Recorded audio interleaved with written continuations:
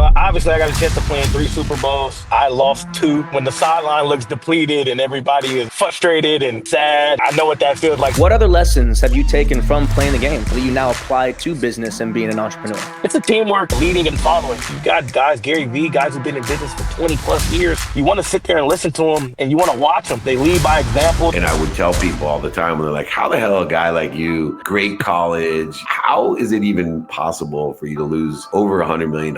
I simply say I didn't ask for help. Motivating people to achieve their best version of themselves. I want to continue to motivate people where they have motivated me.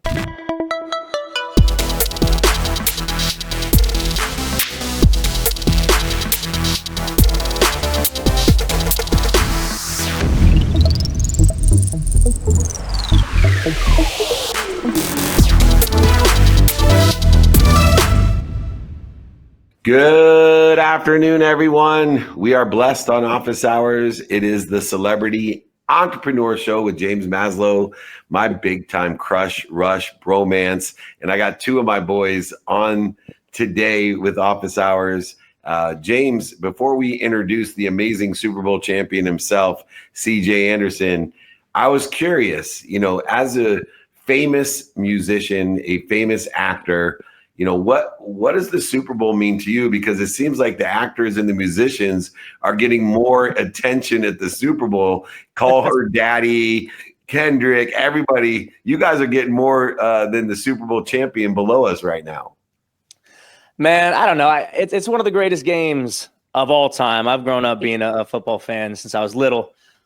Still a Chargers fan. I grew up in San Diego. It's weird saying Los Angeles Chargers to this day. I have to admit it. But point is, it is. Shout out to Antonio Gates making the Hall of Fame, by the way, our favorite Charger there. But look, no actor or musician can take away the limelight from the players, especially on the biggest day of the year. So they might cut to people once in a while, but the limelight, I believe, is still very much on the players. And as always, was a hell of a game. Yeah, it was fun to watch. My 2 favorite teams are the Los Angeles Chargers and then who's ever playing the Kansas City Chiefs.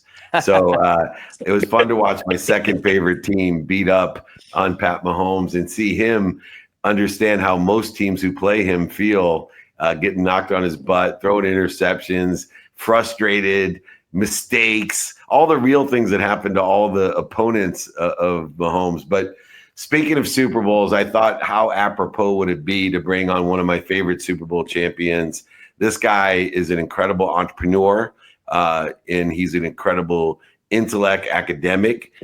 Besides being a Super Bowl champion running back for the Denver Broncos, it is my pleasure to introduce you to Berkeley's finest, CJ Anderson. This is James Maslow. Welcome to Office Hours Celebrity Entrepreneur Show. Welcome, man. Thank you guys for having me, man. Glad to be here. Yeah, man. Well, you are a special cat and one of my favorite people on earth. And it's not just because of your performances on the field. You really, to me, exhibit what athletes should be in their careers. They should be looking far beyond the game, both in business, but also philanthropy. When you're watching the Super Bowl, what went through your mind as a player, an entrepreneur, and a philanthropist? I want all 3 perspectives.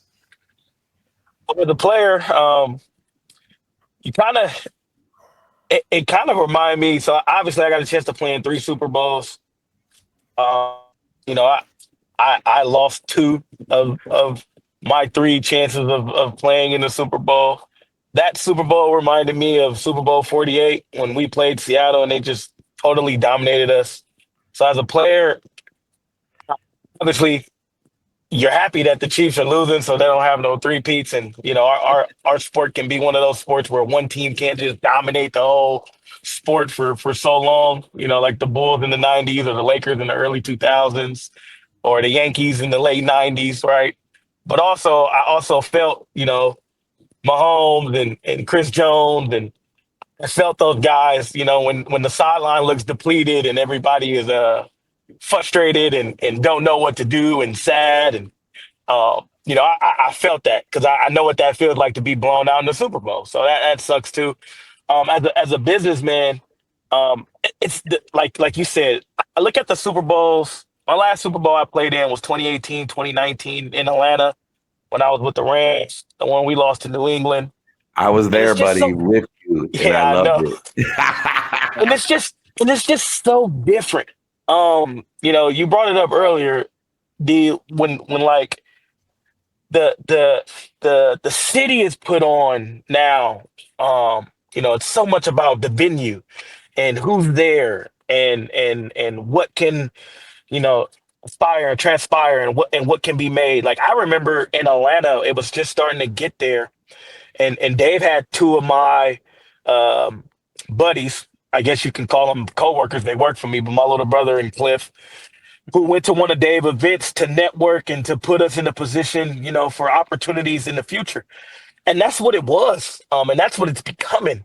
It wasn't like that my second and my first Super Bowl when I was in New York or when I was out here in the Bay Area when we played at Levi. You couldn't really put yourself in entrepreneur or networking situations where you can expand your business or expand your brand at the time. So it's crazy how that changed when it got to Atlanta for me. And then obviously, um, you know, when it comes to foundation work, philanthropy, it's the same. You get a chance to get around other players, to get around other business-minded like people or musicians who care about communities and care about kids and want to help out, and you can schedule those things too. So when you see it from those angles, I'm pretty sure like the New Orleans venue, which obviously you went to Tulane, you know it, big time. Dave, you know it big time. I would assume just with the culture and the music, um, right there on Bourbon Street, all the different businesses and all the different things that you can put yourself a part of to expand your brand, right, or your business and whatever you're doing. So it's pretty cool. So that's kind of what's going through my head as I'm watching the game and looking at the whole venue, and you're seeing everything that comes with it. You get chances to meet, Kendrick Lamar and like Bradley Cooper's there, and there's so many different celebrities and the musicians that are there, actors and actresses that are there. It gives you that opportunity, and that's not even the companies that we don't know who are there that they didn't announce, but we know they were there during that week. Yeah. And James, How did do you you see stay a missed focused? opportunity? Sorry. Oh, sorry. I was just so curious on that note. I mean, that's bound to be a little distracting. I know when I play a show and somebody gigantic is there, I think about it on stage. Now I try and go back to just doing my job, but it can be distracting. How did you find when you were playing the ability to stay focused when some of the biggest celebrities and some people you may look up to are watching you? Well, that's leadership and culture, and some of my coaches. The one we won when we were in San Francisco or in Santa Clara. Um, it was great. The one in Atlanta, there's a lot of different, especially as African American, the hip hop culture is definitely out there. And when you have good leadership and good coaches and good mentors, like Dave is a mentor too. Like I wanted to go to that event on Thursday, but Dave's like, "You got the biggest game of your life. Send these guys, and I'll walk them through it." So when you have those, and they'll report in, and obviously, Dave will call me and let me know how it goes. And when you have those mentors, and those people in your corner who you can trust, it's all about trusting, who you can trust to handle the things on the outside, so you can focus on why you're really, at the venue you're at to win the Super Bowl. Yeah. That's amazing. Another thing, my business partner, Marshall Falk, Hall of Fame running back as well, won a couple Super Bowls himself, and fairly Now good running coaching, back. yeah, now coaching with Prime in Colorado. Look at that. Yeah, well, it's something that you do as well, and I know you're at a graduate program at Berkeley, and you got a big time coach coming into Berkeley, Ron Rivera. Maybe would say definitely, although not as well known as Prime Time, but he's absolutely a Super Bowl quality coach. He's one of the best in the world. To have him come to Cal, one, why do you think Marshall, chose that with all the different opportunities he had to be a running backs coach for Prime? And then two, tell me about Berkeley and Ron Rivera. I didn't hear that last question. Yeah, Ron, Kind of went it out. what do you think Marshall's thinking to take a job as a running backs coach? And then tell me about Ron Rivera coming to Berkeley. So with Marshall, there's two things me and Marshall got in common. One, we both play running back. Well, I guess three things. We have a Super Bowl. We play running back. And Peyton Manning said there's only two smart players he wish he could have played with longer, which was Marshall Falk and myself.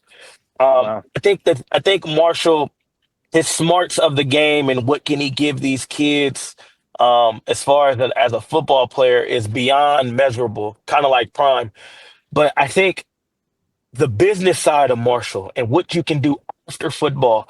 We know a lot of these kids won't have the Marshall Falk or the CJ Anderson opportunity to play in the NFL, but they all will have an opportunity to use their brand and use their network and use their name if they're in college being successful, right? To walk into some of these rooms and some of these doors, right? If football doesn't work out, they can jump into business or jump into entrepreneurship immediately, right? I mean, football has opened up so many doors for myself and him.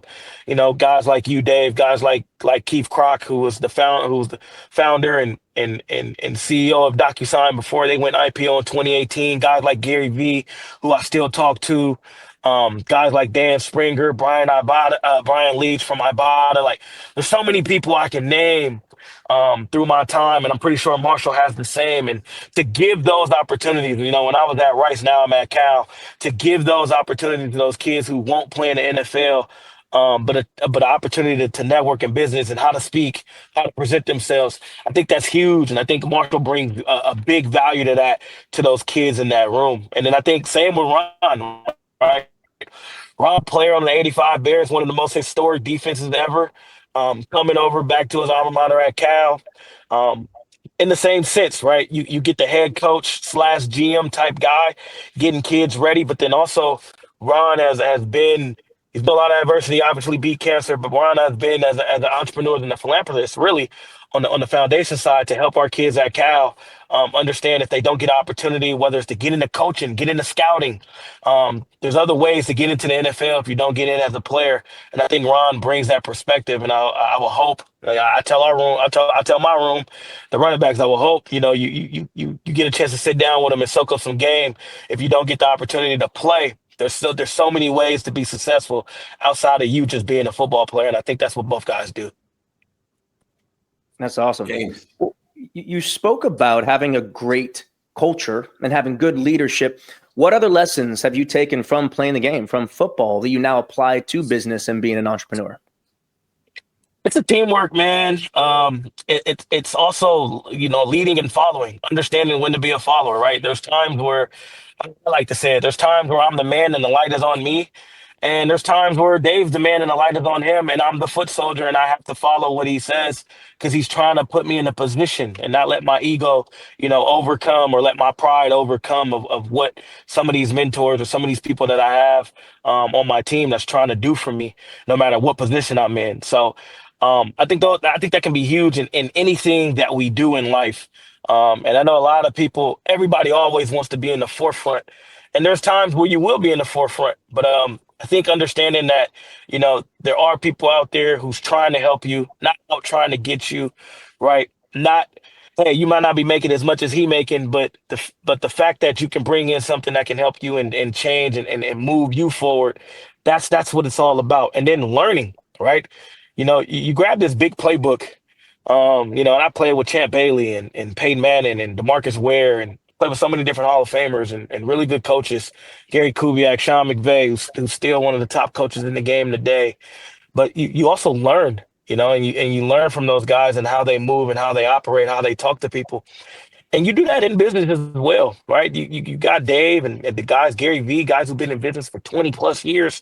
You want to sit there and listen to them, and you want to watch them, right? They lead by example. They lead with their words. So you want to watch those guys, and I think that's something that you get in team sports. And you know, I'm glad that I never let my ego and my pride take over that to learn from those great people. It's so funny, James, because as much success and failure that I've had as an entrepreneur, as a business person, I respect both you and CJ for the humility because you've had great success at a young age. And I would tell people all the time when they're like, how the hell a guy like you, JD, MBA, great college, you know, parents that are forcing you to be educated and conservative economically, how is it even economically possible for you to lose over $100 million, lose everything? And I simply say, I didn't ask for help, you know, and I will tell you the one thing as far as being a greater mentor as a younger executive, especially at Lee Steinberg, when I was with the most notable sports agency, was I was far too arrogant as a mentor. I was always generous about helping, but I was far too certain about the advice that I was giving. And the dummy tax had to be paid so that mixed into the mentorship that I give, and I love working with both of you, is humility of like, here, here's what's happened and here's where I think we are today. But, let me know your timing and risk tolerance and I can match it to an investment or a business. Let me know, I don't know what I don't know. And that's true leadership as an intelligent follower, even though I've had greater successes now later in my career, but it's through humility and faith. And I just want to compliment both of you, because there's nothing that's going to bring me greater joy in my life when you're my age and you let me be a guest, old crotchety guest host in one of your shows, and there's some super mega stars coming on that you guys have helped, and they're saying the same things about you. So speaking of which, for both of you, as we kind of close it down, James, I was curious, legacy, you see some of the CJ, you see him in pursuing his legacy in, the sport, in entrepreneurship and philanthropy. I say the same thing about you in music, business, and philanthropy. For you, what comes to mind in the realm of your legacy in the the three-headed monster that you're leading on all fronts? I mean, truthfully, the more I think about legacy, and I don't think about it that often, but I've been posed similar questions. I put a little bit of thought into it, and being remembered as being a good person is important to me, and being remembered as motivating people to achieve their best version of themselves. That's something that I've found great joy in. It's part of the reason why I'm even posting and talking more about fitness this year. I've never wanted to be a fitness influencer. It's just something I've done for 20 years. And I've been able to meet so many fans on the road, because I tour and I meet tens of thousands of fans every time I go out and hit a show. I have heard countless stories about fans, like dudes that used to be little dudes and now are bigger than me, that went, bro, I got into lifting because of you. And it just makes me so happy.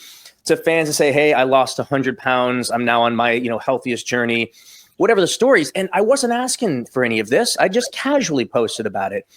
And now it's become, heck, one of my 3 pillars, one of my main things that I talk about and post about is a conscious choice, because I want to continue to motivate people where they have motivated me. And so when I think about legacy, I mean, sure, I plan on being a lot more successful than I am. I have my own metrics, my own goals, and they continue to grow. But I think what's more important than that, the number that's in your bank account, the things that you acquire in life, is the impact you can have. And I want to be remembered as having a positive and a great impact. I love it. CJ, how about you? You got so many great things on your horizon, so many great things in your past. What do you think about when you're looking at your legacy? Same, man. I mean, James hit it on the head of the nail on the head, man. Like, I just turned 34 yesterday, right? Happy birthday, bro. Happy birthday. Thank you. All right. And there's 2 things, right? Champ Bailey, Peyton Manning, I've been to Canton for both of them, and they talk about being a great teammate. And I think being a great teammate is a great teammate in life when you put yourself in those 3 realms.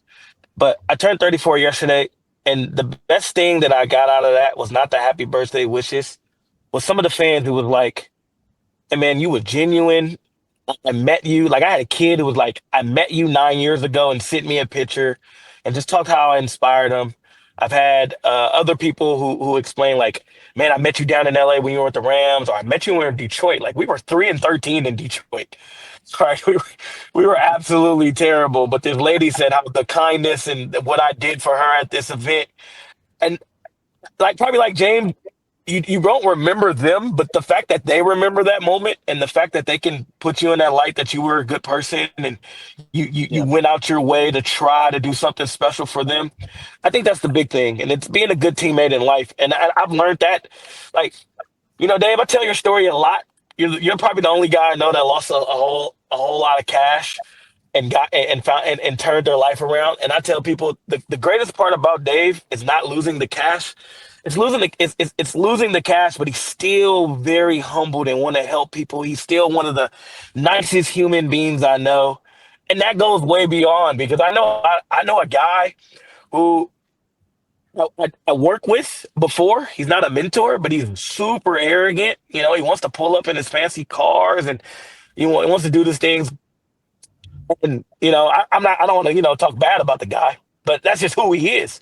And a lot of people who smirk their face or look at him like, why is he like that? And it's like, man, you don't want to be like that. You don't want to walk through life being like that. You want to be a good person. You want to care about people. You want to help people. You want to have that impact. So like seeing that yesterday as a 34-year-old and seeing the impact that and the inspiration and some of the events I've been to, and they're like, man, you're such a good person, such a humble dude. Seeing that yesterday was like a different perspective for me at 34-year-old on my birthday. Like instead of me saying thank you for happy birthday, I'm like, man, I'm so much, I was answering like, I'm so glad I got a chance to bring you so much joy, or I got a chance to bring you so much happiness and understanding. And I think that's big time, being a great life teammate. That's awesome. I love the fact that my son, who you took to the Super Bowl and to the playoff game, which was even better than the Super Bowl because I think you ran for like 176 yards downhill and you carried them to the Super Bowl, the Rams, that is. But Miles said, Dad, how lucky am I that I get to look up to three of the greatest running backs, but even more importantly, three of the greatest people that C.J. Anderson, Austin Eckler, and Marshall Faulk. And then he capped it off, and you need to pass this on because I thought it was a great compliment to you. He said, if you're going to talk to CJ, Dad, make sure you tell him to say hi to his mom. So he remembers how nice your mom was. And, she just treated him with like he was, a nephew or a family member the whole time. She was more worried about her son was playing in the championship game. We were sitting with her, and she was more worried about Miles, making sure he was having a good time, and if he needed anything, food and drink. Hey, I got this. Don't worry. You take care of your son. I'll take care of mine. But I consider you a son as well, C.J. Anderson, and I'm so proud of you. I can't wait to see you next week up at the LFG Society VIP dinner. You'll be joining all of we got Dropbox CEO coming. We got tons of business people again. Now that you're ready, we're going to be networking. CJ and James, you're always invited, not obligated, but I got to get on your calendar. We got Nashville 2 times in March and April, the Masters. Amazing. You got to coordinate with your busy tour schedule, making sure we see you. I will tell you, both of you are motivating me to get some facial hair going. You're both looking really good. It's a little cold in the Bay Area, man. Where you're at, the sun's always up. It's crazy. We're in California, but we're in two different parts for sure. Yeah, for sure. James, any parting words and thoughts? Man, CJ, it's an absolute pleasure to have you on. Especially, we often have people on that are closer to David's age, or people on. I brought my friend who's 10 years younger than me. Jesse James West, huge influence the other week, and you and I are the exact same age, which is very motivating for me, man. It's so cool to see someone who has had such a tremendous impact, not only in the sport of football, but in the world, and you were speaking a little bit before on you continuing your education, you doing community work and motivating the youth. And man, I'm just looking at you going, that is awesome. You have motivated me today. I love it. I love your humility. I love that you've shared some amazing, positive and motivating words from your experience so far. And I genuinely just look forward to everything else you're going to do in life, man. Nah, man, thank you guys. And Dave knows I love being around people. I love having conversations. So, James, we ever get a chance to meet, man, I'm all down. I'm all in for the support. That's just how I am, man. I'm always about elevating, and that's Dave taught me that. Rob Vaca's another mentor of mine who's kind of, I don't know if you know heard of him, but he's kind of the same way. If you can always win-win, right? Everybody elevates. There's enough out there for everybody, but being positive and win-wins is always a pleasure for me. Amen. He is our MVP, C.J. Anderson, Super Bowl champion, philanthropist, and an incredible entrepreneur. We'll see him next week. Come and join us at the LFG Society in San Francisco. We'll be right around the block from him, actually, closer to Vallejo even. All right, C.J., we'll see you next week. Thanks for joining us. Oh, she cut him off fast. Well, sorry, bro. We'll see him. All right, James. I'm going to get you my calendar. We're going to get you together with CJ. You guys are the same age with the same mindset, heart set, and handset. But what is your takeaway for today? We got this incredible guest who's actually your age.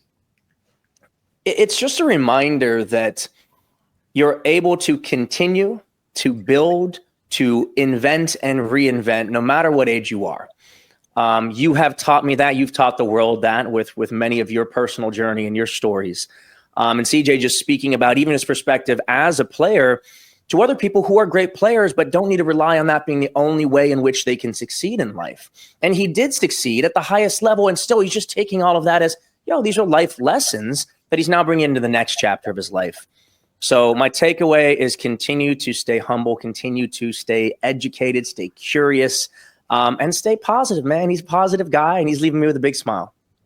Yeah, well, in agreement, I'm taking away relative to the Super Bowl that, the Super Bowl is much bigger than just the game.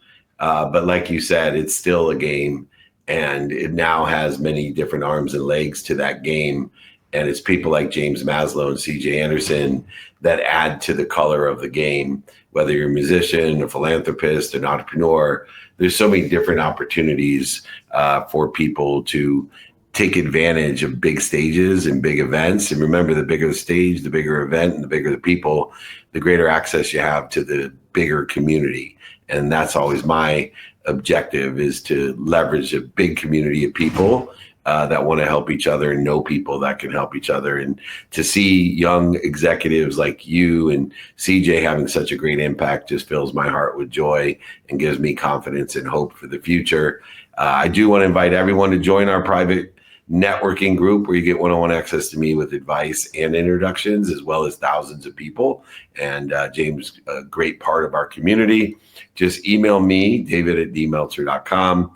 Also, you can text me. If you don't want invitations, don't text me, because I have tons of invitations. So 949-298-2905. James, where can people reach out to you? Man, if it's a business inquiry, just go team@jamesmaslow.com. But anything else, just a follow along on socials @James Maslow. I post pretty frequently and I keep people up to date with film, TV, speaking, and music. And as we spoke about in this show, fitness.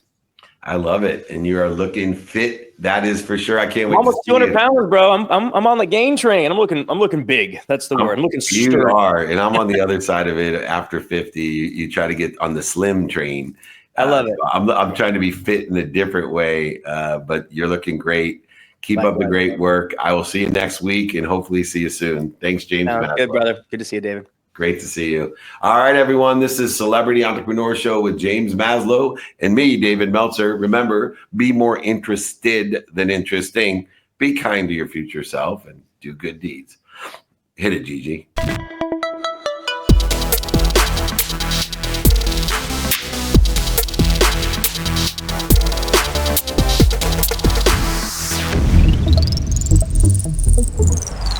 Thank you.